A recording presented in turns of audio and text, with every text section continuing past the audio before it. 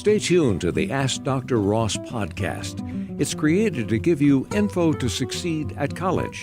Our hosts are highly qualified. Dr. Catherine Ross is a member of the University of Texas System's Academy of Distinguished Teachers. She's also a popular professor of 19th century English literature. Ask Dr. Ross is a community service of the University of Texas at Tyler. This is part of a series we're doing on Mary and Dominick. We have been traveling with them from their freshman year, and we hope to still all be moving along towards senior year when you all graduate. So right now, this is our fourth interview, and this is the second semester of your sophomore years. Mary began with us, a very nervous freshman, as an English major. And are you still real happy being an English major? Definitely, yes. All right, good to hear that.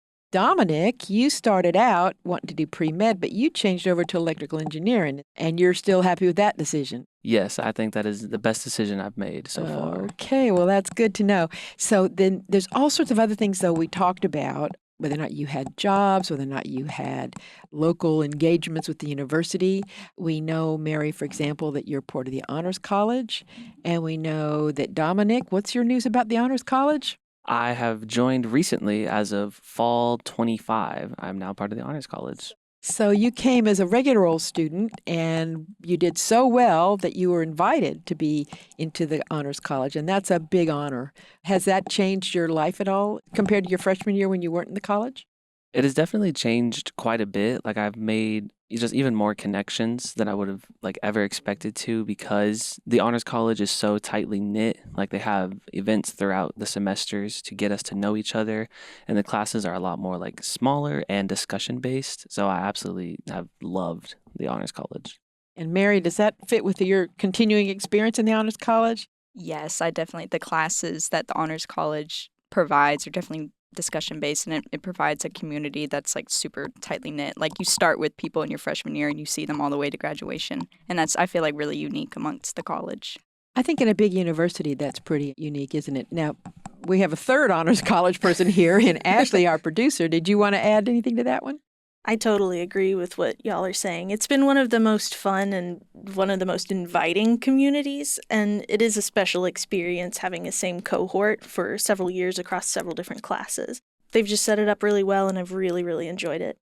The thing I would add for those who don't know what an honors college is it's a special college within the university, and students are identified out in the state around who are considered to be very high-level students. I was an honors student myself years ago, and what I like about it, having been at both the State University and at several other smaller liberal arts colleges, is that within a huge state university, which is a neat thing in itself, the Honors College is kind of like being in a small liberal arts college within, and so you have much closer relationships, and as you said, smaller classes and things like that.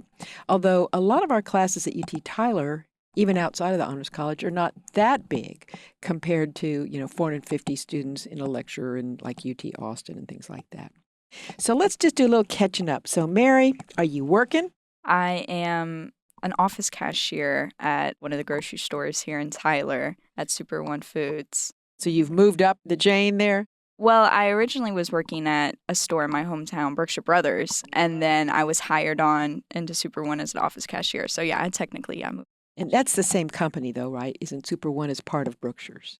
Brookshire Brothers is different from Super One. So there's Brookshire's and then Brookshire Brothers. It's a small distinction. But yeah, I'm now a part of BGC, Brookshire Grocery Company. So you've moved up to the bigger scene. I see. And you're in the office instead of out on the floor. And so are you getting any new skills that are really particularly useful to college, or is it just a really good, steady paycheck? I think it's helping me with my management skills and definitely, people skills. One of my jobs is to kind of manage the cashiers out there, put them on their breaks, get them back on the register, help them with anything. And I feel like that's helping me with not only my communication skills, but also kind of feeling empowered. Not oh yeah, I'm the boss, but being able to be okay, I know my stuff. You have some more responsibility, and stepping up to that is part of what going through college is, too. Yeah. Dominick, you've been a worker ever since you started here, I think. Yeah, the only time I didn't have a job was my very first semester. But since then, I've had a steady job with the university itself. I've worked in a couple different offices, but right now I currently work in the new student and family programs office as a student transition coordinator. So I'm one of 3 student workers who are essentially in charge of planning orientation with the help of some professional staff members. Now, that is a very big job, isn't it? Yes, it is. Don't we do several orientations a year to get everybody in? Yeah, over summer we will have 6 orientation sessions and we will have 3 swoop camp sessions, which those are like, this is the more fun part of getting to college, and you kind of get to meet your friends and you don't have to worry about anything for about like 3 days, no stress, nothing, just getting to meet people and having fun. So all of these are university jobs. So you're being paid for what? 19 and a half hours is what I understand is the standard. So it sounds like you've got some responsibilities in that job too, that is people oriented. Yes. Yeah. With this job, the big focus last semester in the fall was actually growing us. I do seem to remember the last time we talked to you, you had either applied for or just gotten a position as a swoop camp counselor. Yes. Is that also under student and family programs? Yes. So I actually, in my current position, I will be overseeing our leaders. But as I was saying, last semester, our big focus was to turn us into better leaders. So we had lots of trainings with professional staff members, lots of little quizzes to kind of learn our leadership style and how to communicate better and to be more professional. And so now I feel more ready than I ever have to help lead a team of around 22 orientation leaders throughout an entire summer. And under that, then you also have thousands of students that come in for the orientation, right? So this is getting to be a bigger and bigger job. The thing I like about that kind of job is that you are being trained explicitly for skills that you'll need in a working situation. And so it's partly working and getting an income, but it's also learning on the job, which is a really valuable thing. Now, Mary, has the Brookshire Brothers Company given you that kind of benefit as well? I would definitely say BGC. That company isn't really college and a career outside of BGC focused. So I feel like really getting a job on campus is definitely better for developing yourself after college and getting a job for that. Working at a grocery store off the campus is kind of just for the money. And do you work more than 19 and a half hours a week? Definitely. I work close to 30 hours a week. See, to me, it's better to be Dominick with a slightly lower salary per hour and have the time to study. Because if you have to work 30 hours a week, that really cuts into your study time, young lady. Yes, it does. There are many sleepless nights that go on with my schedule now. But I find myself kind of just stuck because it's I don't really know how to get a job on campus, I guess. I don't know certain avenues that I can take to get a good position. Maybe Dominick can help you with that. Dominick, would you give her some advice on that? Because you've gotten several jobs on campus. Yeah, I mean, the way I found all of my jobs on campus, my first one was working for the university center just as a regular student assistant. In there, I just applied through Handshake, and then I was able to get close enough with my manager, and she recommended me to the orientation staff to be an orientation leader.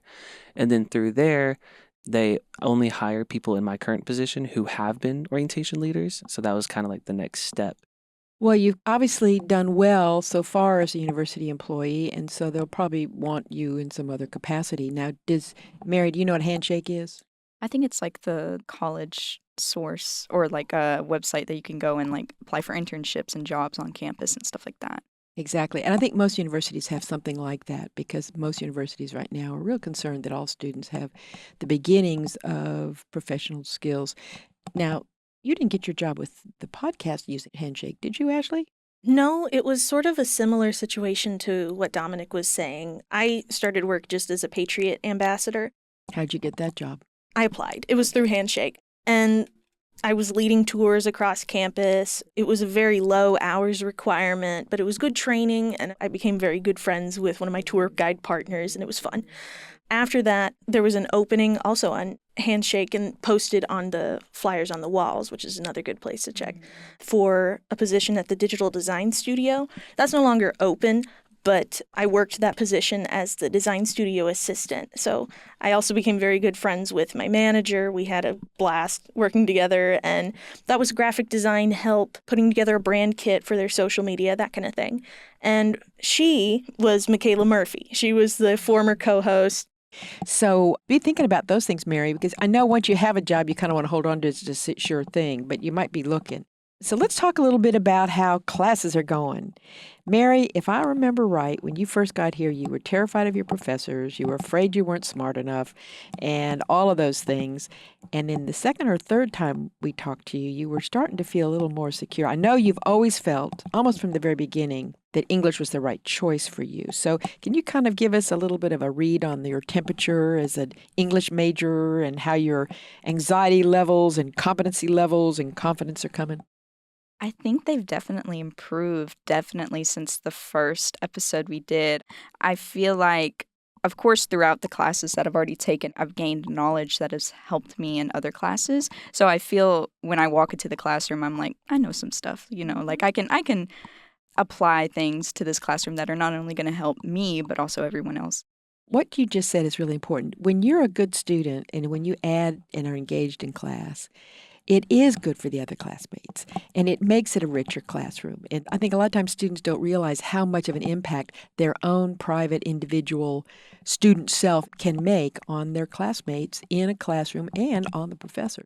Yeah, it's definitely that. Seeing other classmates that are with me and how they interact in class and everything definitely also made me more confident because I was able to see, hey, I have those skills. And they're able to lead with such confidence and talk to the professor, and the professor, notes on how, oh, yes, that's a great answer. You're going in the right direction. And being able to see that I'm in that place as well has definitely given me a lot more academic confidence.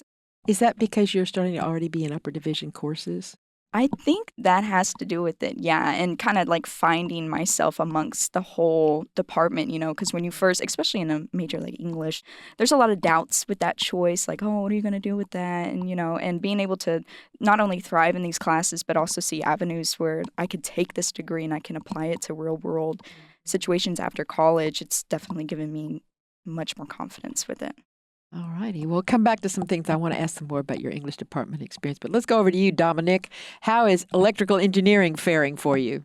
Sophomore year is one of those years that I would say people probably consider a weed out year. It's one of the tougher years because it's when you start taking like your calculus 2, your calculus 3, differential equations, a lot of stuff that people get in and they're like, maybe I'm a little in over my head. And what I have to say about that is there is times where I do kind of feel that way, like I look at the class, I'm like, do I really kind of belong here? But then, I power through it, and it's been a great experience. There has been times where it's like you get a grade that you're not entirely a fan of, but I think that ultimately is what builds character and has built me into the person I am now, to where I am confident in my ability and the struggles make me who I am. Yeah. I think one of the first things I always say to students is that if you're not struggling, you're probably not learning. Now, this thing of do I belong here, the sort of imposter syndrome is very common in college. Have you felt it, Ashley? I think probably everyone's felt it at some point in their life. Because we compare ourselves, and we shouldn't. I didn't have very specific experiences where I was like, this was the moment. I definitely related to what Mary was saying about English being one of those degrees where people tell you, what are you going to be able to do with that? And it's true that because it is so broad, some of the work for finding the application and finding what it is that you're wanting to do, that's up to the student, because it's not as clearly outlined for you as some other degree plans, but that doesn't mean that, those degrees don't have a good place. Even Mass Comm, which is sort of narrower compared to just communications in general, there's so many different routes in Mass Comm. And so finding that application on your own is something that I think is great for students to take the initiative for. One of the things Dominick said that I would like to kind of explore a little bit more is you said, sometimes I might get a grade I'm not really a fan of. You want to talk about that experience a little bit? Yeah, there has been times, like the first time I got an exam back with something that was around a 50, I was like, man, is this the path for me? Like it made me take a step back for a couple days and kind of think about it. But as I thought more about it, why should I give up? Like, why? There's no reason for me to give up. This is just a small step back in order to take a bigger leap forward. Well, and the other thing I would add for you to think about, and I imagine your professor told you this, is go back over that test and figure out every single place where you lost points. What was I not thinking of that I needed to be thinking of? Or what did I forget here? Or did I misread it? Because if you can analyze why you got a grade you were not a fan of, as you said, then you'll know how to not make that same mistake again. And I'm betting a lot of the people made 50s on that test too. Was it one of the first ones of the year? Yes, it's one of the first ones, and it's in a higher level math class like Calculus 2, which is one of those classes that, people make a joke, it's called Calculus 2 because you got to take it twice. Well, I hope you don't have to take it twice, but even if you were to do it, the process of struggling through that, it's really important. So, Mary, I know you've been real hard on yourself when you got like a 98 instead of 102. So I don't know if I want to push this button on you, but have you had getting a grade you were not a big fan of? Well, yeah, definitely, for sure. I feel like last semester was full of roller coasters. I started my job at Super One the same day I started school. With me, the grades weren't necessarily because I didn't know my stuff. It was simply just time management. In fact, there was an online class that I was close to failing at the end of the semester simply because I didn't turn in my work and they weren't able to be made up just because I, had too much on my plate. And definitely that whole experience changed my whole outlook on getting a 98 instead of 102. It happens, and especially pertaining to like my schedule and time management, I kind of had to redirect my priorities and be like, okay, well, I'm in school and that's going to, lead me for the rest of my life. Super One isn't the end goal. And I mean, I'd say the workplace definitely does not encourage college to be my priority. It's, you have to be here, do all this extra stuff. And I definitely had to reroute those priorities and, talk to my professors, kind of tell them what was going on. And I was able to get all my grades up to passing. And with the scholarship I'm on, definitely have to pass. But definitely last semester showed me that failures or bad grades like that are definitely like things that I have to go through in order to get past and keep on going in college. This semester, I definitely have noticed, my time management and my work ethic is way better because it's like, I want to do good. It's not just like, oh, I have to kind of do this stuff. I want to be able to get those great grades and stuff like that. And so far, I'm being able to do it again. Sophomore year is always quite an interesting ride. You come back after your freshman year and you think, boy, I've got this figured out. And then all of a sudden, you're rolling on through oftentimes you are taking third year courses. So let's hear about your social life, Dominic. What's been going on? I believe last time we spoke, I may have mentioned it very briefly, but I am a member of the Kappa Sigma fraternity here on campus.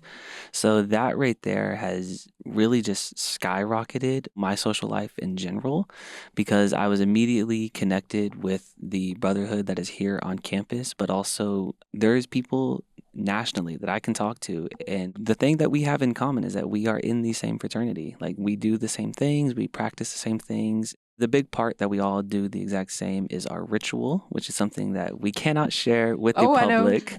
But we have all gone through like the same process of, starting out as a new member or what we would consider a pledge. So that is before you are fully initiated into the brotherhood. And then you go through the exact same initiation as everyone else. You have to behave yourself during that time, right? And live up to certain standards. What are some of those standards? Some of those standards are making sure, at least for us, that you meet the scholarship requirements, which is we require a minimum of a 2.5 GPA. And then besides that, we require a lot of service hours. I believe we require around 40 service hours per member per semester. Per semester? That's a lot of hours. What kind of service have you been doing? I personally have done quite a bit with Boathouse Ministries. So with that, I usually help with a lot of the setup and tear down and kind of management of that. And that gets me about 10 hours a week. And then besides that, though, we've done service projects as a brotherhood at this philanthropy service area around here called Pets for People, which is a pet shelter. They have dogs, cats, all sorts of different animals. And we've gone there. We've cleaned up their pens. We've taken the dogs out. Actually, one of our guys, last time we went, ended up adopting a dog Good for him. So just, fully helping out these people as much as we can. And we do a lot of other service projects around the area, and we partner up with other Greek life here on campus. Sounds like you do a lot more than 40 hours a semester. Yes, I personally do. Some guys, they get busy, and we completely understand life is very busy. So it's a little bit harder to try and get them out there. But, we try our hardest. And as long as we are all putting our effort in, like, we are growing and we are becoming better people. So how many young men are in your fraternity?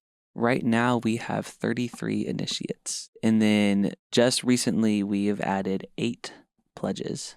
Okay, so that's about 40 people. We have a couple members in the fraternity that are also part of the Honors College. I can think of, I believe, 4 right now. And if I include myself, I believe that's 5. So your social life is pretty busy between the Honors College groups, the fraternity, and it also sounds like your job is pretty social too, keeps you busy too. Yeah, what about you, Mary? What kind of social life are you managing these days? Sounds like with 30 hours a week at the Brookshire Brothers, you may have less time for that. For sure. Compared to Dominic, I'm definitely secluded.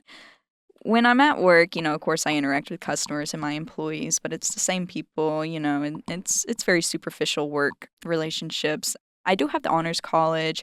However, most of the time with the required events that we have to go to. One recently was a film fest that the students of Honors World Text and Image 3, they made films with Dr. LeBlanc, and they got to showcase those films, and the whole Honors College got to go watch them. But unfortunately, I was not scheduled off of work. I unfortunately had to miss out, which really bummed me out. So I just have to make up that event, but it won't be with my Honors College colleagues. So I feel like I'm definitely missing out on a lot of opportunities to network and get out there. But now you live on campus, I do. so that gives you another place. Yes, that is true. So I'm not as secluded. And of course, I do have a boyfriend and I always hang out with him. Have you had him all the time you've been here? Yeah, actually, we started dating in the middle of my freshman semester, or the first semester I came to college. So yeah, he's stuck around, and definitely that's been great for me, and having a friend like that to back me up. But yeah, And that's the big balancing act, isn't it? Work versus school versus social life. But it doesn't sound like you really are secluded. And speaking as a member of the English department faculty, we try not to ever let you all get too secluded. We like to keep you all busy, and we keep an eye out for you because we want you to be happy and to do well. When you think about the last 2 years, Dominic, what are you thinking about as sort of your greatest satisfaction and maybe your greatest disappointment? I'm Mary, you'd be thinking about those two for you. Yeah, I would say my greatest satisfaction so far has just been to see my personal growth. Like, I think back of who I was 2 years ago, starting off in college. Didn't really know anyone, moved across the entire state of Texas and knew like very few people. And the only ones I actually kind of knew were my roommates and people I went to orientation and swoop camp with. So, like, just seeing that kind of growth from me being afraid to talk to people and not really knowing anyone to now I have such a large network of everyone on campus. I work every day with very high level professional staff. I spend a lot of time with other students. I'm very happy about this, but like I walk into any building on campus and there's someone I recognize. That's great. And I absolutely adore it and I love it. 1 minute ago you said you were afraid to talk to people. Well, how did that change? So that changed because, honestly, because of my positions that I hold, both being an employee for the office that I am in now, that's helped me a lot. I have to talk to a lot of people that I don't really know that well. So you just had to learn how to do it. Yeah, just had to learn how to do it. But also, as a fraternity, one of our biggest things we do is recruitment.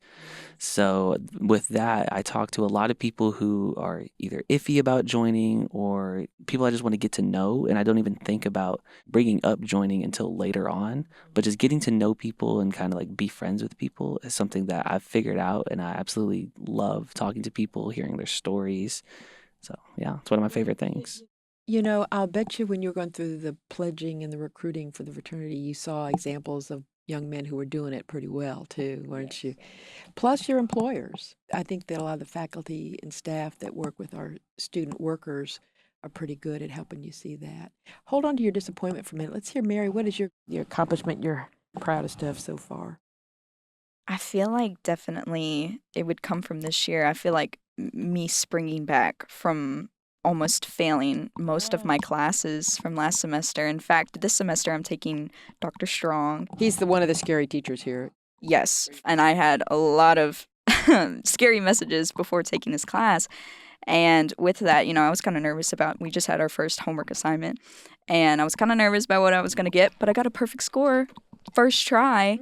And that's definitely looking good for my grade for that class. So just seeing, back in October, me literally making a 38 in a class, now to having a great grade in a hard class, definitely I feel like that's my best accomplishment because I proved to myself that I can spring back. Absolutely.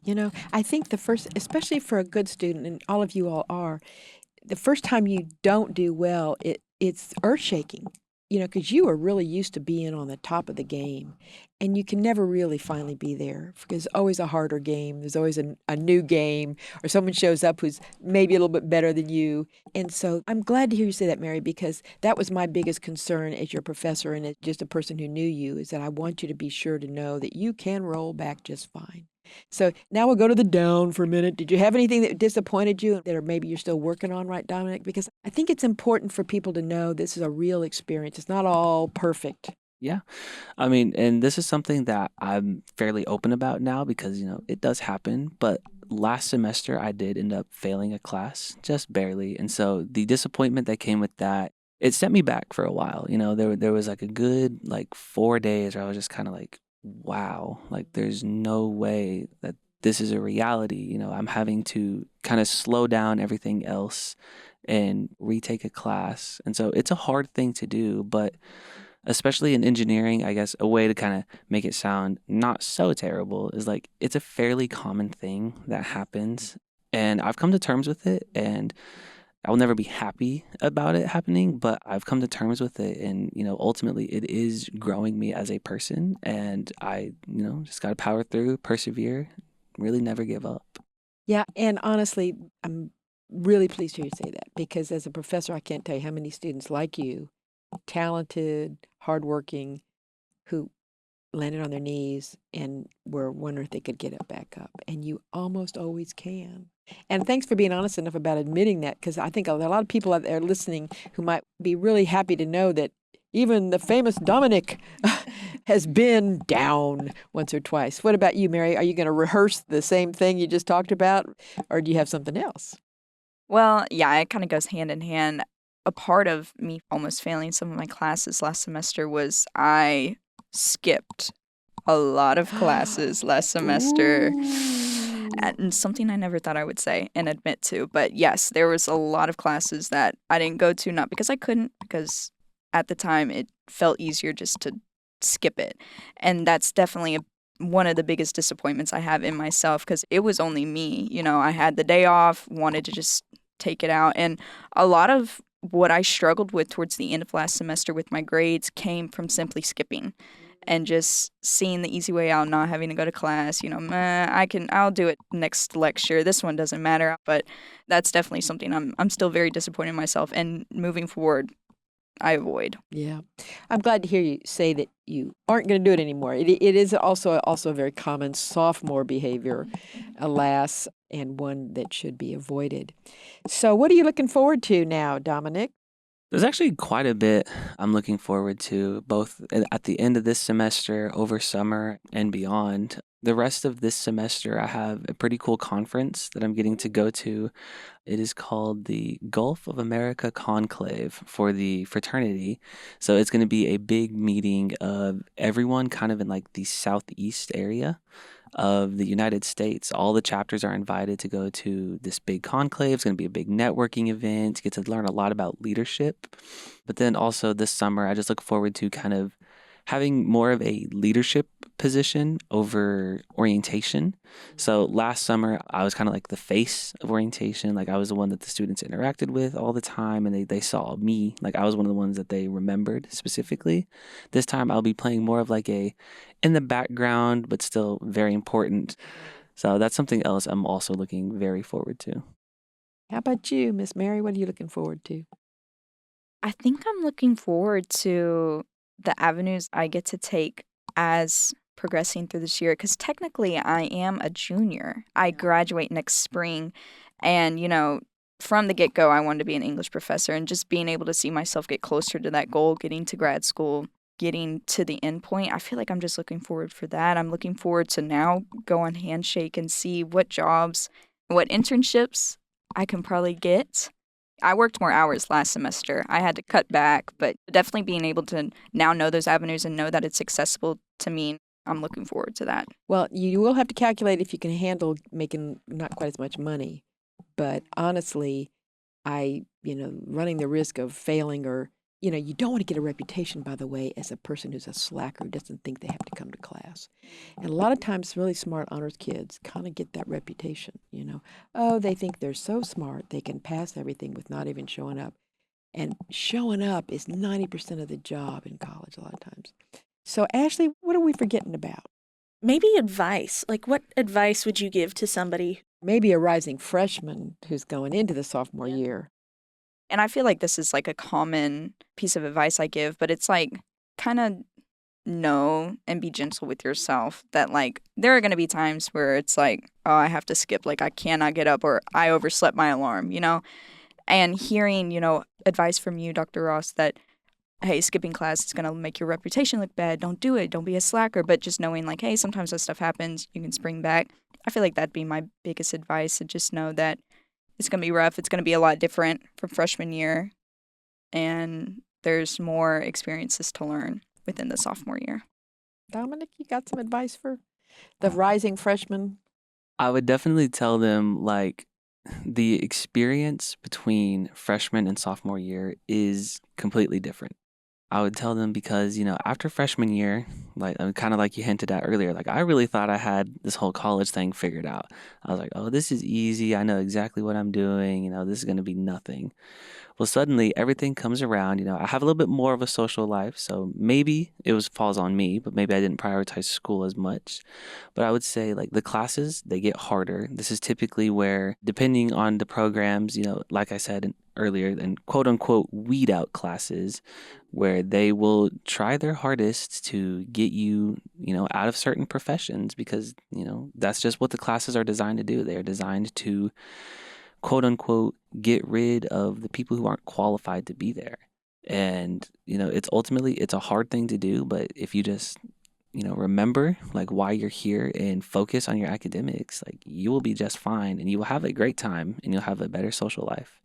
But just know that you don't have it all figured out yet. You may think you do, but you really don't. Yeah, wait till you're 21. Wait till you're 25. Wait till you're 35. Oh, yeah. Like, I was reflecting on it. I was like, this all just happened because at the time, Michaela was my teacher, and she just sent me an email, and I was like, as a scared freshman, I was like, I've been told to say yes to every opportunity, so I'll see what this is about. Yes, definitely. I feel that. Yeah. I mean, I was in Dr. Ross's class. It was my first college class, and it was like, oh, like any young students just to come here and to be able to see, like, I get to actually timestamp and see my progression is like so cool. Yeah, well, you'll listen to yourself back when you're 25 and you go, boy, did I sound fill in the blank. In the meantime, keep on being your wonderful, smart, thoughtful, kind, open-minded selves. I really am glad I know you both. Thank you. And we wanted to take a minute to thank our listeners as well. If you have any questions about what the sophomore year experience is like, if you have any specific questions you want to give to Dominic and Mary, we can direct those to them. You can always leave a comment under our YouTube video or email us at adrquestions@gmail.com.